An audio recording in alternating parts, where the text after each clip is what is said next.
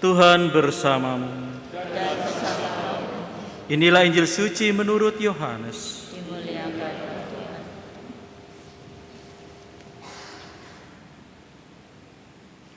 Yesus yang telah bangkit menampakkan diri kepada murid-muridnya. Sesudah mereka sarapan, Yesus berkata kepada Simon Petrus, "Simon anak Yohanes, apakah engkau mengasihi aku lebih daripada mereka ini?" Jawab Petrus kepadanya, "Benar Tuhan, engkau tahu bahwa aku mengasihi engkau." Kata Yesus kepadanya, "Gembalakanlah domba-domba-Aku." Kata Yesus pula kepadanya untuk kedua kalinya, "Simon anak Yohanes, apakah engkau mengasihi aku?" Jawab Petrus kepadanya, "Benar Tuhan, engkau tahu bahwa aku mengasihi engkau." Kata Yesus kepadanya, "Gembalakanlah domba-domba-Aku." Kata Yesus kepadanya untuk ketiga kalinya, "Simon anak Yohanes, apakah engkau mengasihi aku?" Maka sedihlah hati Petrus, karena Yesus berkata untuk ketiga kalinya, "Apakah engkau mengasihi aku?" Dan ia berkata kepadanya, "Tuhan, engkau tahu segala sesuatu. Engkau tahu bahwa aku mengasihi engkau." Kata Yesus kepadanya, "Gembalakanlah domba-domba-Aku. Aku berkata kepadamu, sesungguhnya ketika masih muda, engkau sendiri mengikat pinggangmu, dan kau berjalan kemana saja kau kehendaki. Tetapi jika engkau sudah menjadi tua, engkau akan mengulurkan tanganmu, dan orang lain akan mengikat engkau dan membawa engkau ke tempat yang tidak kau kehendaki." Hal ini dikatakan Yesus untuk menyatakan bagaimana Petrus akan mati dan memuliakan Allah. Sesudah mengatakan demikian, ia berkata kepada Petrus, "Ikutlah aku." Demikianlah sabda Tuhan.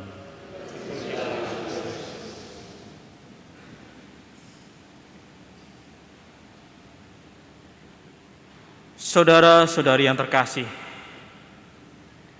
kadar cinta kasih dalam relasi berpengaruh terhadap kualitas pengorbanan diri bagi yang dicintainya. Tingkat kadar cinta kasih itu terbagi menjadi dua, yakni filia dan agape. Dalam bahasa Yunani, dua-duanya berarti juga mengasihi, kasih pula, tetapi ada perbedaan. Kasih filia itu adalah kasih yang lebih sebenarnya berpusat untuk demi keuntungan diri, kebahagiaan diri, kesenangan diri.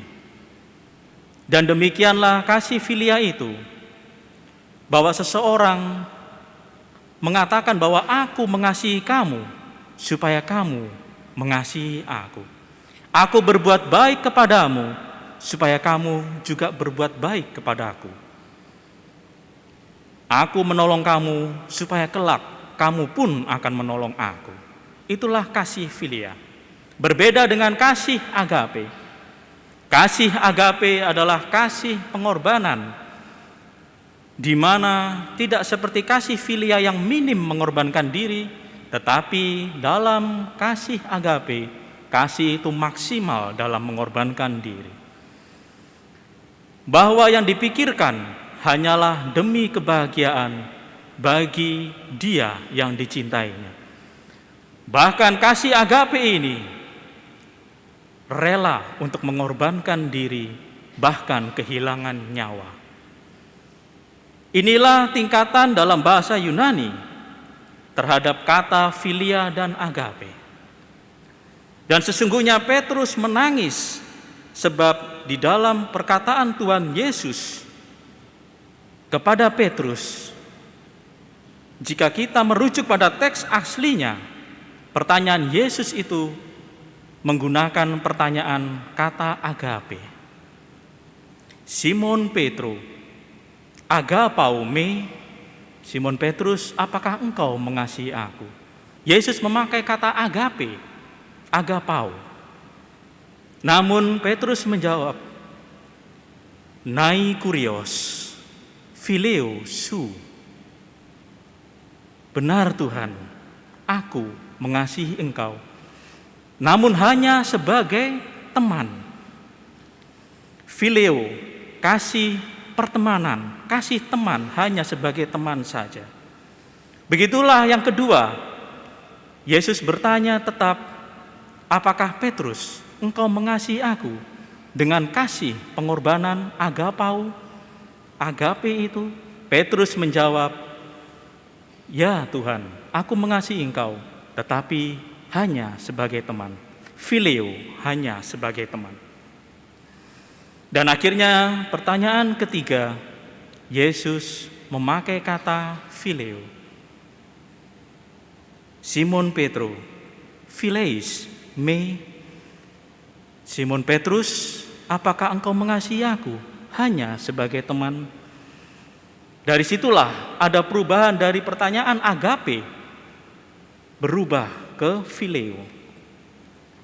Dan itulah yang membuat akhirnya Petrus menjadi sedih, bahwa ada kadar tingkat kasihnya yang ada di dalam Petrus ternyata hanya sebagai teman. Tuhan mengharapkan lebih dari itu. Dan oleh karena pertanyaan ketiga semacam itu, apakah engkau hanya mengasihi aku hanya sebatas sebagai teman? Petrus mengubah jawabannya. Nai kuri, agapau su. Benar Tuhan, aku mengasihi engkau dengan kasih pengorbanan. Ada perubahan, dan disitulah yang dikehendaki oleh Tuhan kepada kita, bahwa Tuhan juga bertanya kepada kita semua, apakah kita mengasihi Tuhan, kita Yesus Kristus, dengan kasih pengorbanan seperti Tuhan Yesus mengasihi kita. Dan inilah yang dikehendaki oleh Allah kepada kita semua untuk memiliki kasih, yakni kasih agape, kasih yang bersedia untuk mengorbankan diri. Bagus tidak hanya dalam relasi dengan Tuhan, di dalam keluarga, untuk anggota keluarga, untuk sesama kita, untuk gereja, dan bahkan dalam pelayanan pun, kasih agape lah yang diminta oleh Tuhan. Apakah kita mau mengasihi dengan kasih pengorbanan? Bahwa kasih itu hanya semata-mata tidak mencari keuntungan diri, tidak demi kesenangan diri, tidak demi popularitas diri atau kebanggaan diri, namun semata-mata demi kebahagiaan yang saya kasihi, yang saya layani. Dengan demikian, kasih itu, kasih agape adalah kasih yang tulus, hanya memberi, tak harap kembali, bagai sang surya menyinari dunia.